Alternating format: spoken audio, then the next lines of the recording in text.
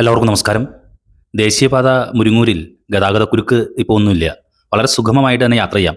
പക്ഷേ മറ്റ് ചില പഞ്ചായത്തുകളിലെ റോഡുകളിലൂടെയുള്ള യാത്ര വളരെ ദുഷ്കരമായിരിക്കുകയാണ്. ഇതുമായി ബന്ധപ്പെട്ട് പറയാൻ ഇന്ന് പുലർച്ചെ ഈ ഗതാഗതക്കുരുക്ക് അഴിക്കുന്നതിന് വേണ്ടിയിട്ട് തന്നെ വലിയ വാഹനങ്ങൾ മറ്റ് പഞ്ചായത്തുകളിലെ വഴികളിലൂടെ തിരിച്ചുവിട്ടു. അങ്ങനെ വരുന്ന ഒരു വലിയ ഫ്ലാറ്റ് ബെഡ് ട്രെയിലർ എന്ന് പറഞ്ഞിട്ടുണ്ടെങ്കിൽ നീണ്ട ഈ കമ്പിയൊക്കെ കയറ്റി കൊണ്ടുപോകുന്ന വാഹനങ്ങൾ കണ്ടിട്ടുണ്ടാവും.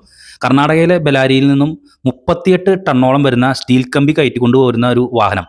അത് ഗതാഗതക്കുരുക്കിൽ പെടുമെന്നുള്ളതുകൊണ്ടാണ് പോലീസ് അത് വഴിതിരിച്ചു വിട്ടത്.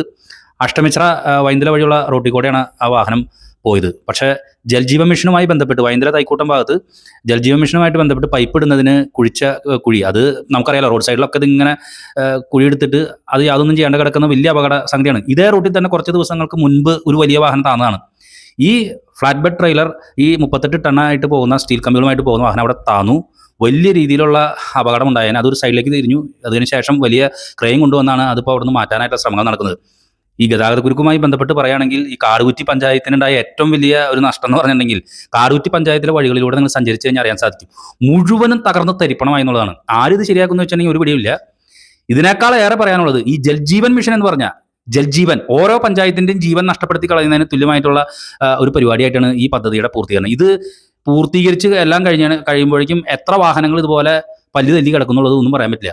ഇതുപോലെയുള്ള വാഹനങ്ങളൊക്കെ മറയണോടത്ത് വേറെ വല്ല ചെറു വാഹനങ്ങൾ ഉണ്ടായെങ്കിൽ എന്തായിരിക്കും സ്ഥിതി? ഇതിപ്പോൾ ഈ വൈന്തല റോഡിൽ സ്ഥിരം കാഴ്ചയായിരിക്കുകയാണ്. വൈന്തല റോഡിൽ തന്നെയാണ് കുറച്ച് ദിവസങ്ങൾക്ക് മുൻപ് വലിയൊരു വാഹനം ഇതുപോലെ തന്നെ മറിഞ്ഞത്. അപ്പോൾ ഈ ജൽജീവൻ മിഷനുമായിട്ട് ബന്ധപ്പെട്ട് കുഴിയെടുത്ത സ്ഥലങ്ങളിൽ യാതൊന്നും ചെയ്യാണ്ട് കിടക്കുന്നത്. ശരിക്കും പറഞ്ഞാൽ ഈ കരാറുകാരനാണ് ഇത് ചെയ്യേണ്ടത്. എന്താണ് ഈ ഇതിലൊന്നും യാതൊരു ഇടപെടലും നടത്താതിരിക്കുന്നത്? നമ്മുടെ ചാലക്കുടി നിയോജകമണ്ഡലത്തിലെ പല പഞ്ചായത്തുകളിലും ഇതുപോലെ ജൽജീവൻ മിഷനുമായി ബന്ധപ്പെട്ട് കുഴിച്ചിട്ട് യാതൊന്നും ചെയ്യാതെ വാഹനങ്ങൾ താന്ന് അപകടമുണ്ടാകുന്ന സ്ഥിരം കാഴ്ച ഈ വൈന്തല റോഡിൽ സ്ഥിരം കാഴ്ചയാണിത്. ഇതുപോലെയുള്ള വലിയ വാഹനം, ഇത്രയും ടൺ സ്റ്റീൽ കമ്പി കയറ്റി കൊണ്ടുപോകുന്ന ഇത്രയും വലിയ വാഹനം, ഈ ഫ്ലാറ്റ് ബെഡ് ട്രെയിലർ പോലുള്ള ഇത്രയും വലിയ വാഹനം, അതൊന്ന് ചെയ്യേണ്ടത് വേറെ വല്ല സൈഡിലേക്ക് ആയിരുന്നെങ്കിൽ ഒന്ന് ചിന്തിച്ച് നോക്കാം എന്തായിരുന്നു സ്ഥിതി. എത്ര വലിയ ബെൻസ് കാറായിരുന്നാലും തവിട്ട് പൊടി തകർന്ന് തരിപ്പണായിട്ട് കിടന്ന ജനങ്ങളെ ഇതുപോലെ ദുരിതത്തിലാക്കി മാറ്റുന്ന മറ്റൊരു സംവിധാനം ഈ ജൽജീവൻ പദ്ധതി എന്ന് പറഞ്ഞ സംഭവം. ഇതിന്റെ ഈ കുത്തിപ്പൊളിച്ച ഈ കരാറുകാരൻ ഈ വക പരിപാടികൾ കുറച്ച് ആത്മാർത്ഥത കാണിക്കണം. വാട്ടർ അതോറിറ്റി ആയാലും മറ്റ് സംവിധാനങ്ങളായിരുന്നാലും ഇത് ജനങ്ങളെ കൊല്ലിക്കുന്ന പരിപാടിയാണ് ചെയ്തുകൊണ്ടിരിക്കുന്നത്. ഈ ദേശീയപാത അടിപ്പാത നിർമ്മാണവുമായി ബന്ധപ്പെട്ട് കാടുകുറ്റി പഞ്ചായത്തിലെ റോഡുകൾ മുഴുവൻ നശിച്ച് തകർന്ന് തരിപ്പണായിട്ട് കിടക്കുക. ഇതിപ്പോൾ ഇതുപോലൊരു വാഹനങ്ങളും മറിയുന്നത് സ്ഥിരം കാഴ്ചയായിട്ട് മാറിയിരിക്കുന്നു. ആരിടപെടും ആവും?